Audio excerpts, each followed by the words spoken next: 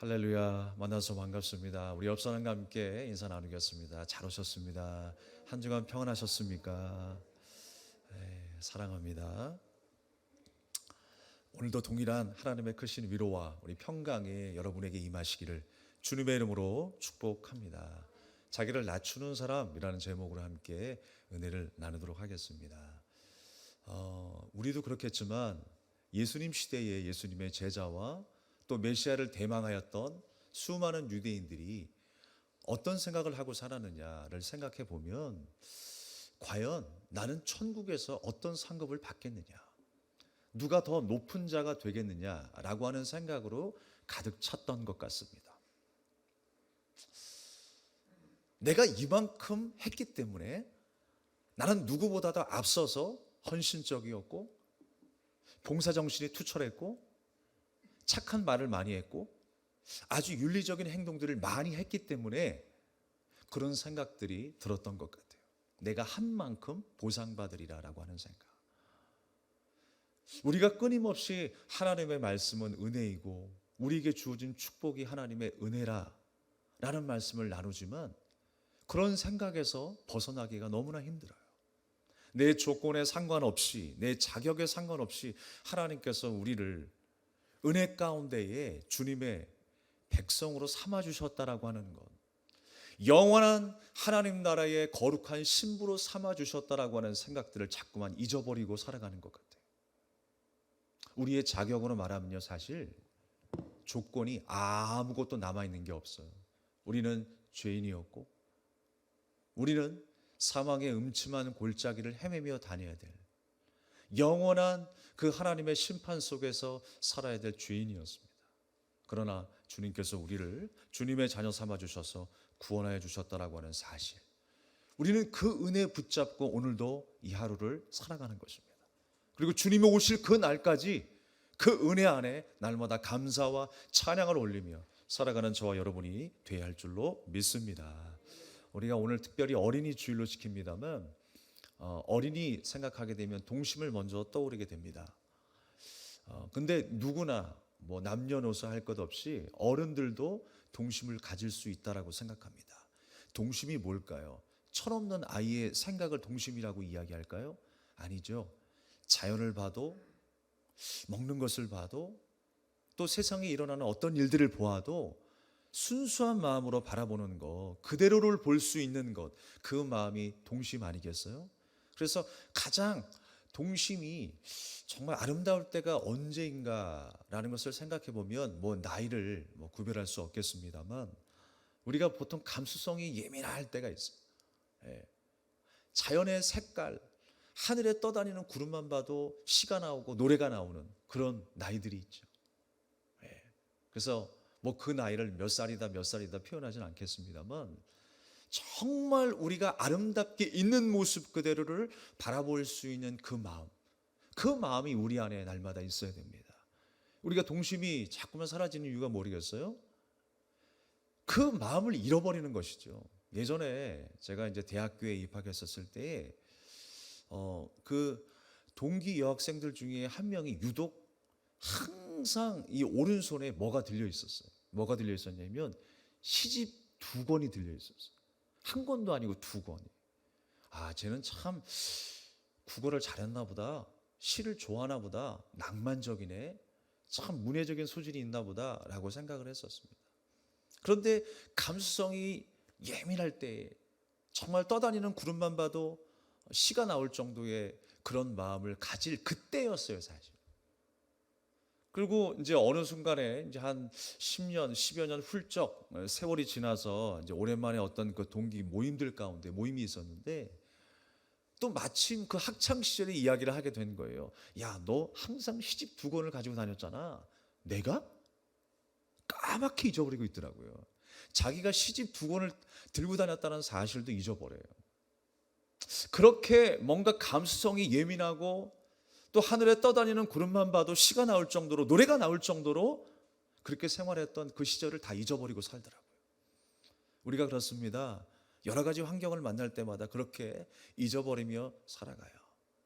그러나 여러분, 오늘 예수 그리스도께서 어린아이와 같지 아니하면 결단코 천국에 들어갈 수 없다라고 말씀하셨는데, 그 어린아이와 같은 동심의 마음이 무엇일까요?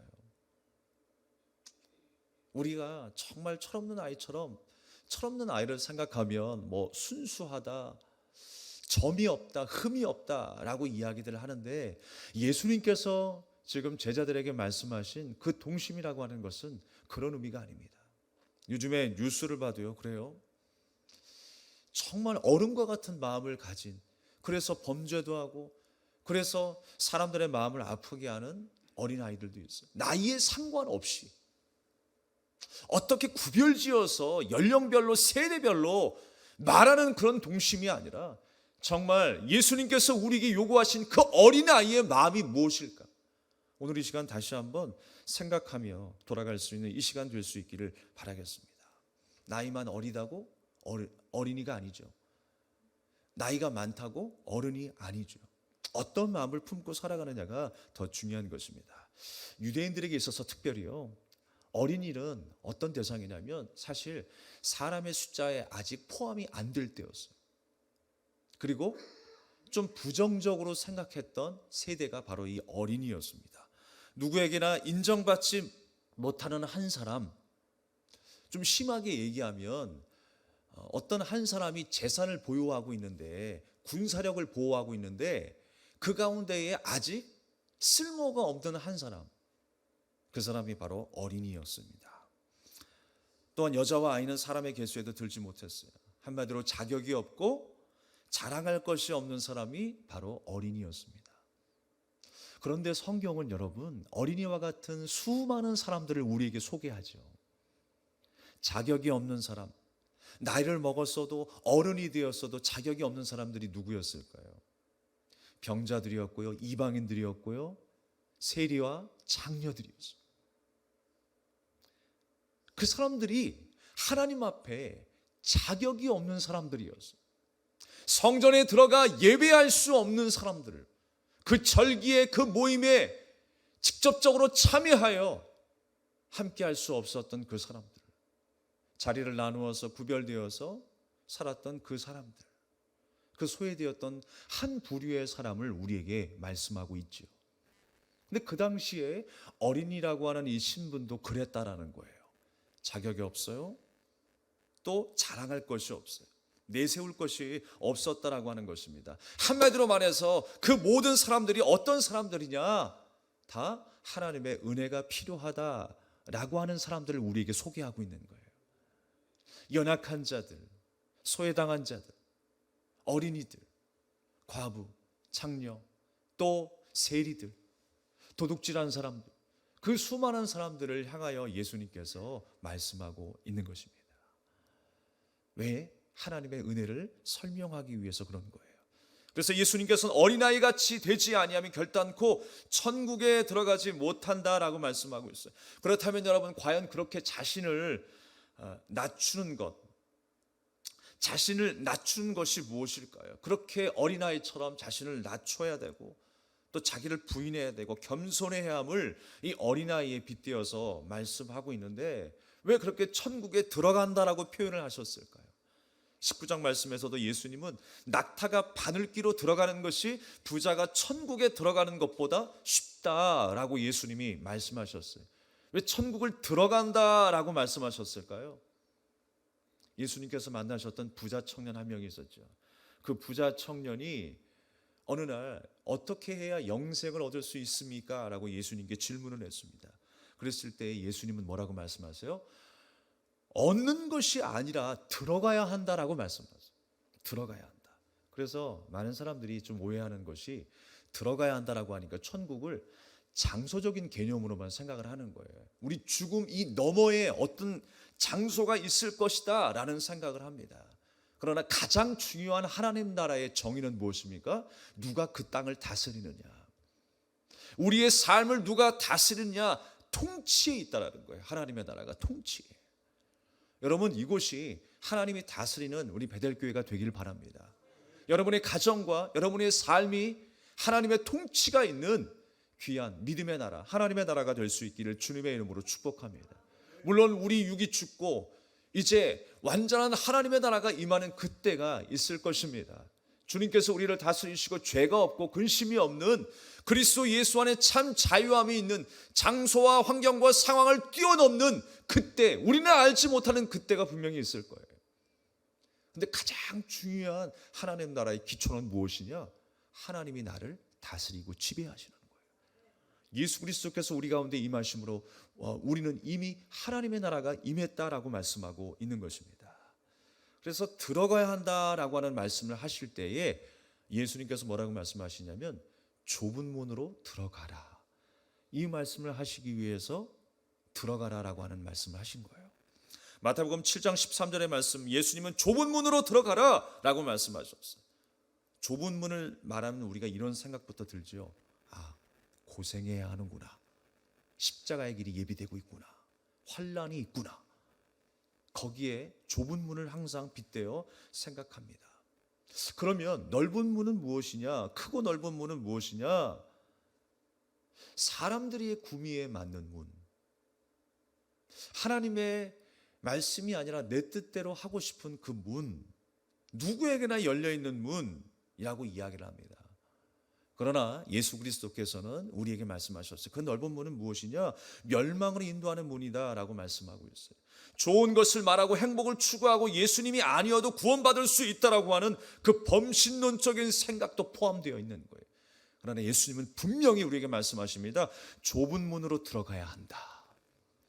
그러면 그 좁은 문이 무엇일까요? 우리가 선택해서 가는 길이 아니라 사실 그 좁은 문에는요, 아무것도 없었던 것이죠. 좁고 협착한 문이라고 했는데 스테무스라고 하는 그 단어를 보면 장애물이 그 안에 있는 문이라고 말씀하고 있어요. 장애물이 있는 거예요. 그러니까 장애물이 그 앞에 놓여 있어서 그 문이 좁아지게 된 거예요. 원래는 큰 문이었습니다. 그럼 누가 장애물을 놓았어요? 바로 우리입니다. 하나님과 우리는요, 소통하는 관계였죠.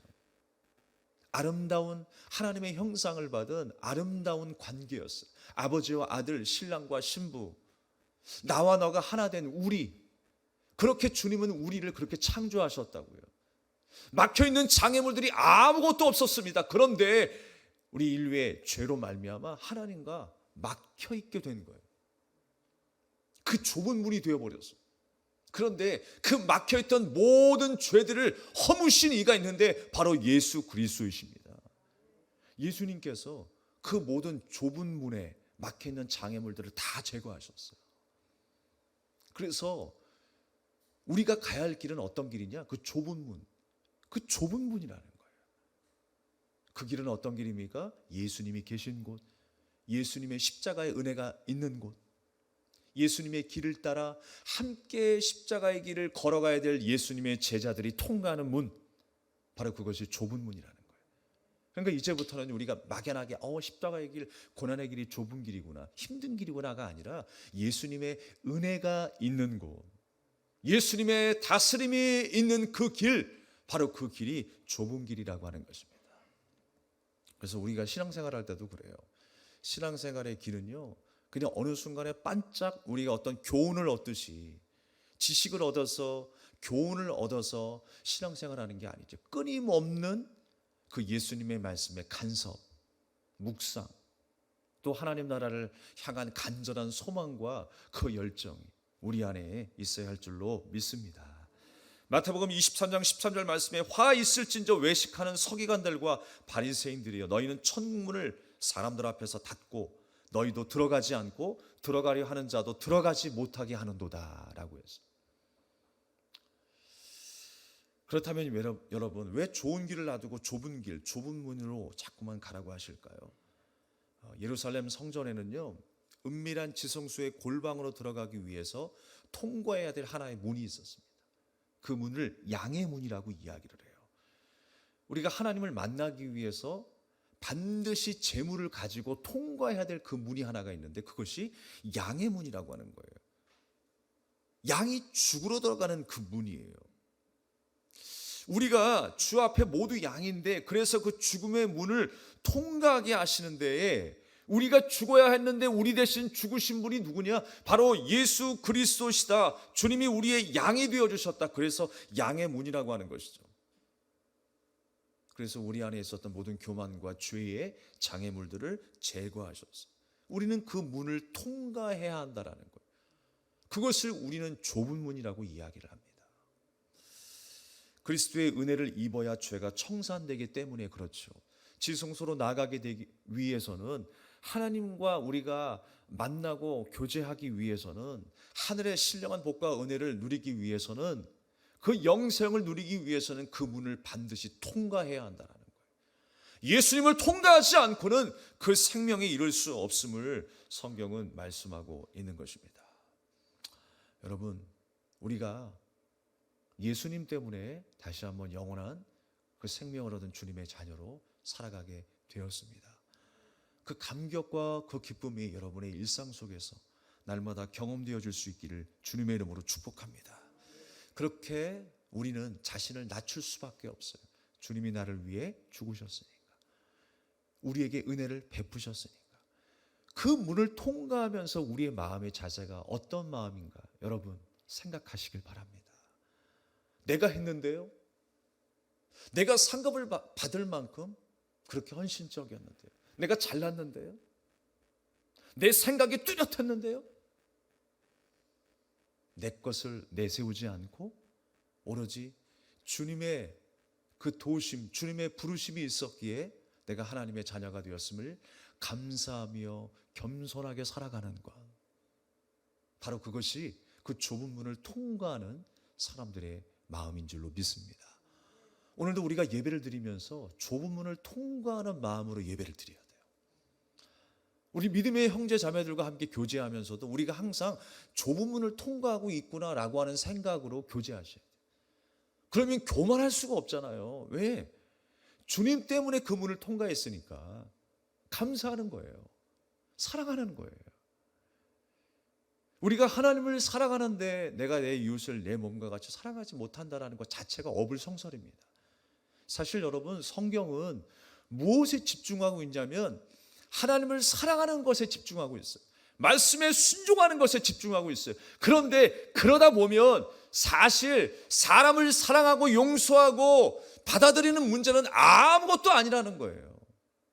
하나님을 사랑함에 있어서 이웃을 사랑하는 것은 당연지사로 나타날 수밖에 없는 상황. 여러분, 하나님을 사랑하십시오. 또 내 이웃을 내 몸과 같이 사랑하십시오. 그것이 하나님의 아주 큰 법이다, 계명이다라고 성경은 말씀하고 있어요. 율법 중에 가장 큰 율법이 하나님을 사랑하는 거예요. 사랑하게 될 때 우리 믿음의 형제들도 사랑하게 되는 것입니다. 그렇게 자신을 낮추는 것이, 또 자신을 죽이는 사람이 어린아이와 같은 마음을 가졌다라고 성경은 말씀하고 있어요. 그래서 이제 우리는 어린아이 하면 자신을 낮추는 사람이구나. 어른들도 이 자기를 낮추는 이 어린아이의 마음을 가져야 한다라는 생각을 하는 거예요. 이 마음을 갖지 아니하면 천국에 들어갈 수 없다라고 말씀하고 있어요. 주님이 분명히 말씀하시잖아요. 그냥 단순한 윤리와 도덕의 겸손과 겸허한 마음이 아닙니다.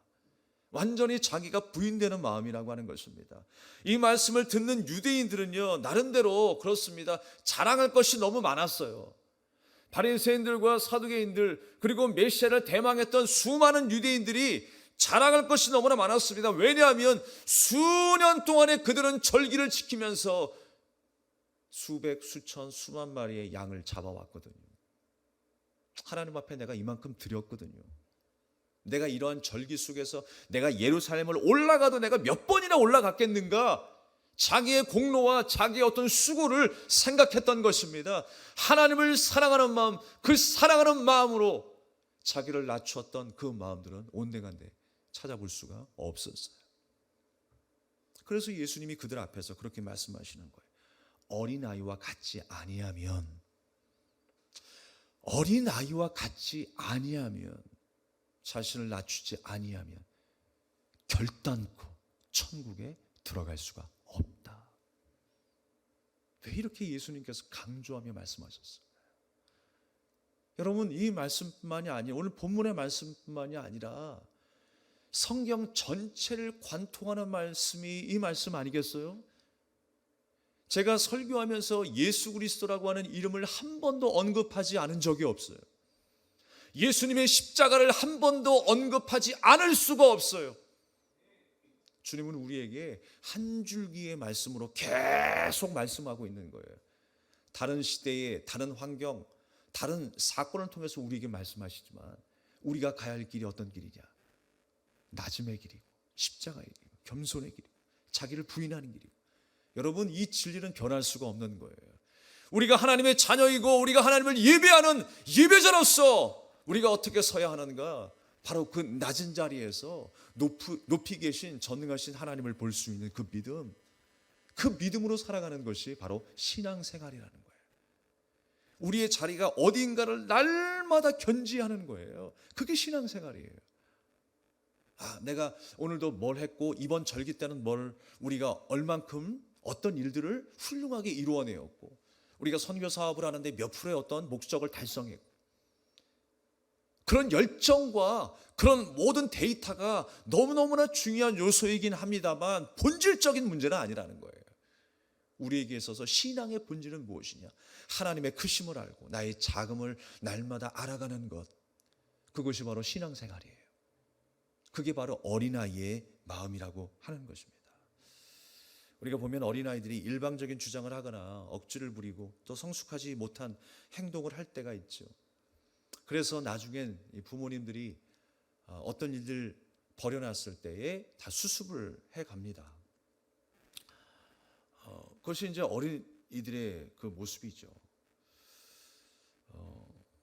그래서 아이들의 모습을 보게 되면 자기가 다 옳은 줄 알고 또 완벽할 줄 알았는데 아직은 부모님의 도움이 필요하다는 것을 또 깨닫게 됩니다.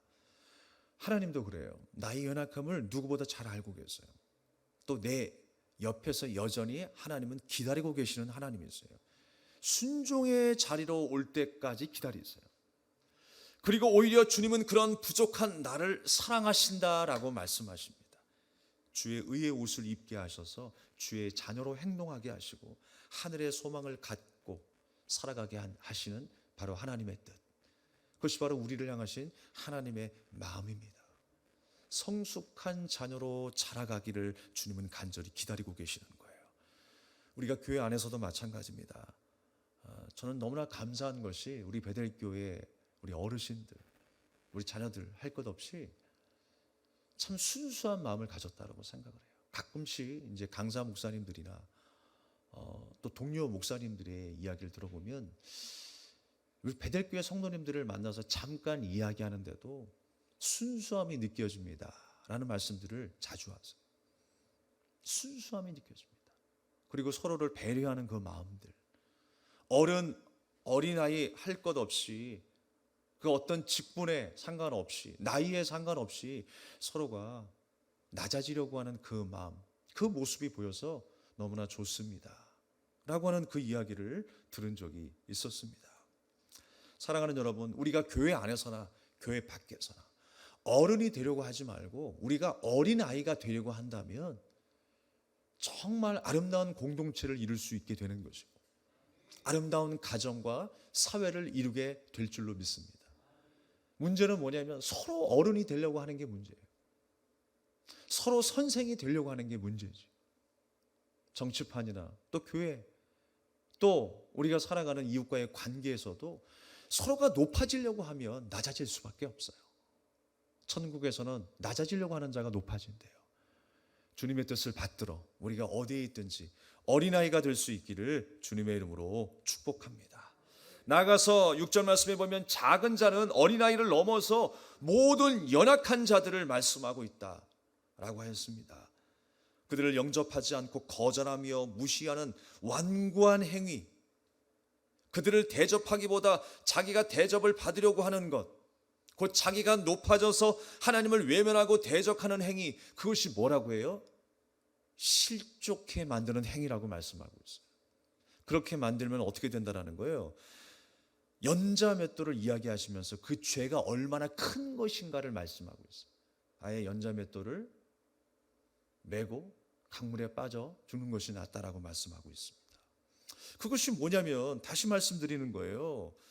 큰 자가 될 것이다 라고 하는 그 생각으로 사는 거예요.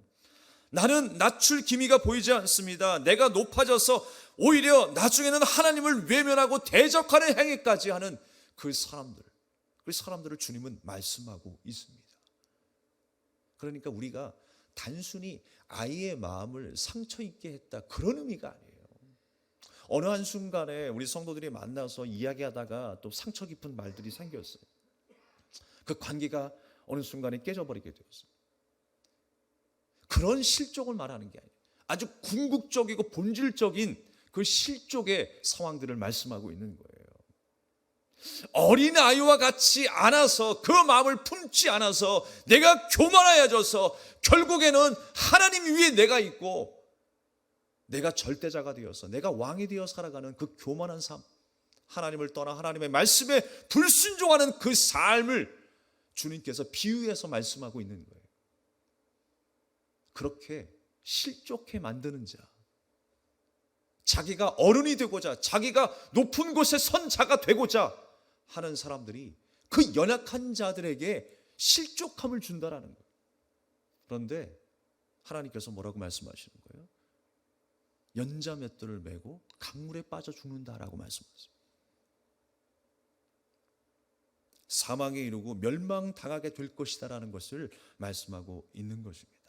실족해야 한다는 것은 소절을 영접하지 않는 것입니다. 어린아이처럼 신앙이 어리고 무엇인가를 배워야 하는 사람을 위해 수고하지 않고 오히려 자신의 위치와 많이 안다라는 것을 빌미로 대접받으려고 하는 모든 생각과 행위들, 단순히 말 한마디로 사람의 마음을 아프게 하는 것 이상의 것이 있어요. 우리는 항상 배워야 합니다. 하나님의 말씀은요, 끝이 없더라고요. 끝이. 저도 한 주간의 삶을 보면 대부분의 시간들이 어디에 할애가 되냐면 설교 말씀을 준비하는 데 할애가 돼요. 어느 순간에는 밥을 먹다가도, 여행을 하다가도, 누구를 만나다가도, 제가 묵상하면서 또 준비하라고 했던 성경 본문의 모든 것을 적용하게 돼요. 어떻게 함께 은혜를 나누어야 될까? 어떻게 말씀을 나눌 수 있을까? 더 자세하게, 더 하나님의 마음의 편에 서서 전할 수 있을까라고 하는 생각을 끊임없이 하게 돼요. 그 하나님의 말씀, 그 하나님의 은혜를 가장 적절하게, 가장 정확하게 증거해야 하는데 그 모든 시간 안에 수많은 시간들이 할애가 된다라고 하는 것입니다. 사랑하는 여러분, 우리가 무엇인가를 안다고 해서 사실 끝난 게 아니죠. 저도 만약에 많이 아는 것으로, 많이 연구했던 것으로 말씀을 전한다면 그냥 작년 어린이 주일에 설교했던 거 그냥 그대로 가지고 나와도 돼요. 아니면 바쁘고 힘든데, 체력적으로 힘든데 그냥 누가 했던 것 본문은 그냥 발췌해서 그냥 전하고 나면 끝나요. 근데 그것이 아니라는 거예요. 우리는 끊임없이 알아가야 돼요. 끊임없이 하나님의 말씀 앞에 서야 하는 거예요. 내 모든 삶을 주님 앞에 완전히 끄집어내어서 주님 앞에 나의 삶이 이런 모습입니다. 상하고 찢긴 모습, 연약하고 부족한 모습. 그러나 있는 모습 그대로 주님 앞에 나왔습니다. 다시 한번 내게 희망을 주시고 다시 한번 내게 깨달음을 주셔서 하나님의 거룩한 백성으로 살아가기에 부족함이 없도록 주님 나를 도와달라. 그 은혜를 사모하는 자리, 사모하는 마음이 여러분 어린아이 마음이고 자기를 낮추는 자의 모습이라고 하는 것입니다. 하나님의 말씀을 어떻게 우리가 다 알아갈 수가 있을까요? 주님의 섭리와 계획을 우리가 어떻게 다 알아갈 수 있을까요? 문자적으로만 해석하면 어제의 말씀이 또 동일한 말씀이라고 생각할 거예요. 그러나 같은 본문, 같은 말씀을 우리가 묵상한다 할지라도 오늘 우리에게 주신 그 하나님의 마음이 다를 수 있어요. 오늘 여러분들에게 주신 하나님의 마음은 무엇입니까? 그 마음을 외면하지 마시고 우리에게 찔림이 있다면, 우리에게 감동이 있다면 그 말씀 그대로 순종하는 여러분 될 수 있기를 주님의 이름으로 축복합니다. 제가 중학교 시절에 학교에서 창작 연날리기 대회가 있었습니다. 그래서 이제 선발을 하는데 제가 그 학교에서 1등을 하게 되었어요. 뭐 특별한 이유가 있어서가 아니라 그냥 잘 나르고 높이 날았기 때문에 1등을 하게 되었습니다. 근데 이제 그때가 언제였냐면 제가 이제 중3 때 우리나라의 어떤 88 올림픽이 이제 막 개최하기 직전이었어요. 여러 가지 행사들을 많이 하지 않습니까? 근데 그때 이제 마스코트였던 호돌이 그 한강에서 호돌이 연날리기 대회를 했어요. 그래서 제가 이제 마침 학교에서 연날리기 대회 1등을 했기 때문에 학교 대표로 이제 창작연을 만들어서 엄청난 자부심을 갖고 그 연날리기 대회에 참여하게 되었습니다. 덕분에 그때 우연하게 지나갔었던 KBS 그 기자가 저를 만나게 돼가지고 제가 뉴스에 나온 적도 있었어요. 그래서 우리 교회 그 집사님들이 예전에 제가 뉴스에 나온 것을 말씀해 주시기도 했었습니다. 근데 그 어린 나이에도 제 마음속에 어떤 마음이 있었냐면 나는 1등이다. 내가 연날리기 대회에서 1등했다. 라는 생각이 있었던 것 같아요.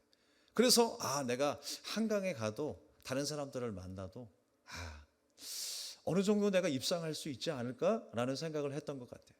그런데 여러분 아마추어만 오는 게 아니었어요. 갑자기 기가 팍 죽게 딱 입장하자마자 수많은 연들이 보이기 시작하는데요. 깜짝 놀랐어요. 창작 연들이 있는데요. 호돌이 마스코트는 기본이고 뭐 우리나라의 어떤 그 전통 문예 또 방편의 희한한 모습들의 수백 가지의 그 연들이 장식하고 있는데 기가 팍 죽더라고요. 그리고 하나의 줄에 여러분 800 몇 개의 그 연들이 매달려 있어요. 그리고 그 줄도 보니까 유리로 막 그냥 이거 매겨놔 가지고 끊어지지도 않는 줄. 그 모습을 보는데 기가 팍 죽어가지고요. 제 연을 자연스럽게 제 뒤로 가져가게 되더라고요.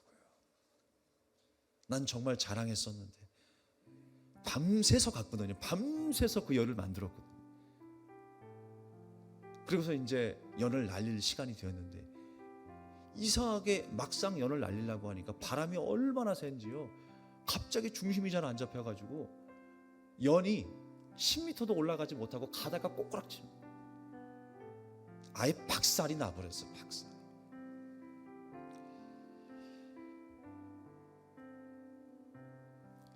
우리가 자랑할 수 있는 것들이 많이 있습니다만 정말 우리가 자랑해야 될 것이 무엇인가를 생각하며 살아가는 우리가 될 수 있길 바랍니다. 우리가 자랑할 수 있는 것은 내가 가지고 있는 것도 아닙니다. 우리가 자랑해야 되는 것은 나를 구원하신 예수 그리스도가 내 안에 계시다는 사실, 나의 친구로 계시고 나의 길을 인도하시고 나의 어두운 삶을 밝히시는 그 예수 그리스도께서 나의 친구가 되어줬습니다. 날마다 찬양하며 감사하는 우리가 돼야 할 줄로 믿습니다. 주 앞에 나오기까지 걸리는 시간이 너무나 오래 걸려요. 주 앞에 어린아이의 마음으로 주님 앞에 기도하기까지 그 시간이 너무 오래 걸리는 거예요. 시간으로 다 환산할 수 없지만 그러나 여러분 주를 만나는 일보다 더 중요한 일이 없어요. 주님을 만났을 때의 그 감격과 기쁨을 자랑하기까지 얼마나 오랜 시간이 걸립니까? 우리는 주님을 만나기 전까지 끊임없이 나를 자랑해 왔어요. 내가 가진 것을 자랑하기 원했어요. 뽐내기를 원했어요. 그런데 주님을 자랑하기까지 너무나 오랜 시간이 걸리는 거예요. 심지어 신앙생활을 하면서도 내 앞에 자랑할 것이 없네. 그러면 왜 실족하냐고요. 왜 시험에 드냐고요. 우리는 시험에 들 실족하게 될 이유가 하나도 없는 거예요. 왜냐? 내 안에 예수님이 계시기 때문에. 내 안에 예수님이 계시기 때문에. 여러분, 예수님 때문에 우리는 천국의 자녀가 된 것 아니겠어요? 감사할 이유가 생기고 노래할 이유가 생긴 거예요. 좋은 일이 있으면 그냥 노래가 흘러나오죠. 그런데 우리는 가슴을 치고 통해도 내 입술에서 노래가 안 나와요. 진짜 감사의 제목을 감사로 모르기 때문에 그래요. 사랑하는 여러분, 주님이 내 안에 계심이 노래할 이유가 됩니다. 주님을 찬양하고 감사해야 될 이유가 되는 줄로 믿습니다. 주님 앞에 다시 한번 가까이 나오십시오. 어린아이의 마음으로 나오십시오. 자기를 낮추는 그 마음으로 오십시오. 주님이 기뻐하실 것입니다. 주님이 안아주실 것입니다. 위로하시고 이 세상의 그 기쁨과 자유함보다 더 큰 은혜와 자유를 우리에게 허락하실 것입니다. 오늘 이 어린이날 여러분 자녀들, 우리 손주 많이 축복해 주시고 정말 이 아이들이 하나님을 더 사랑할 수 있는 아이들로 성장하게 해달라고 여러분 기도하시기 바랍니다. 그렇게 여러분 축복 기도해 주세요. 이 아이가 정말 하나님을 더 사랑하게 해주시고 이 순수한 마음을 잃지 않고 평생의 삶에 있어서 이 순수하고 성실한 이 마음으로 하나님을 사랑하게 해달라고, 그 축복된 자녀로 성장하게 해달라고 기도하는 여러분 될 수 있기를 바라겠습니다. 우리 함께 찬양 드리며 기도하겠습니다.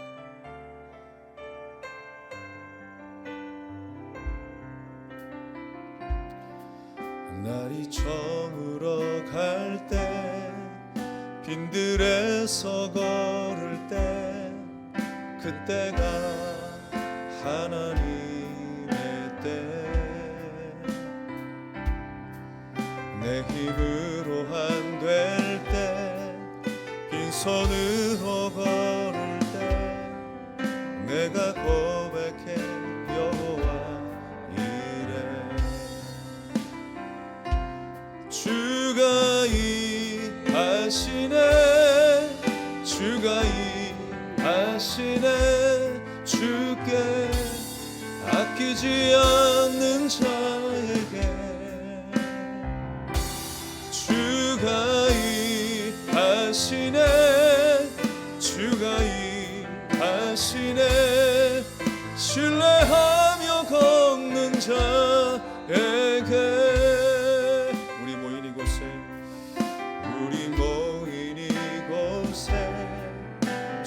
함께 계시네, 누리네 아버지 은혜. 적은 떡과 물고기 내 모든 걸 드릴 때 모두 고백해 여호와 이래.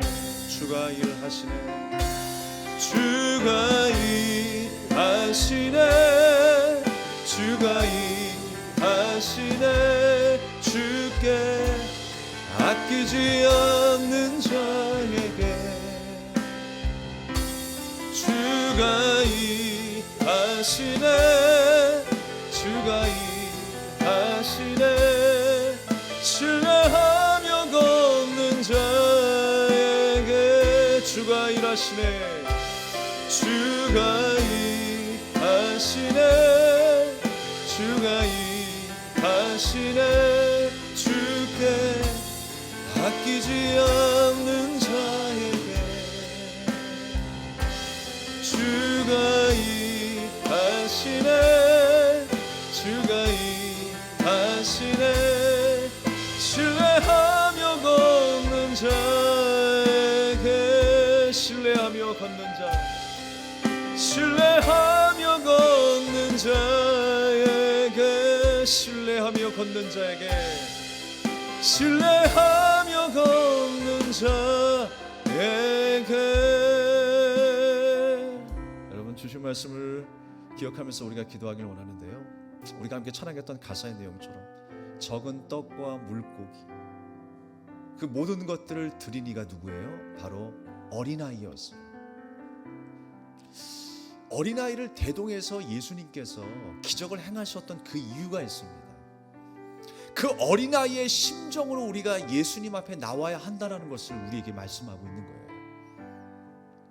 우리가 주님 앞에 나올 때에 다른 생각으로 올 수 없어요. 우리의 모든 계산과 우리의 모든 환경과 생각으로 할 수 없는 일들이라고요. 그러나 어린아이의 심정으로 주님께 드린 바가 되고 맡긴 바가 되고 기도하게 될 때에 우리의 삶은 5,000명이 먹고도 남는 12광주리가 남는 그 역사가 일어나는 거예요. 오늘 이 시간에 기도할 때에 날마다 주님 앞에 어린아이의 마음으로 살아가게 하여 주시옵소서.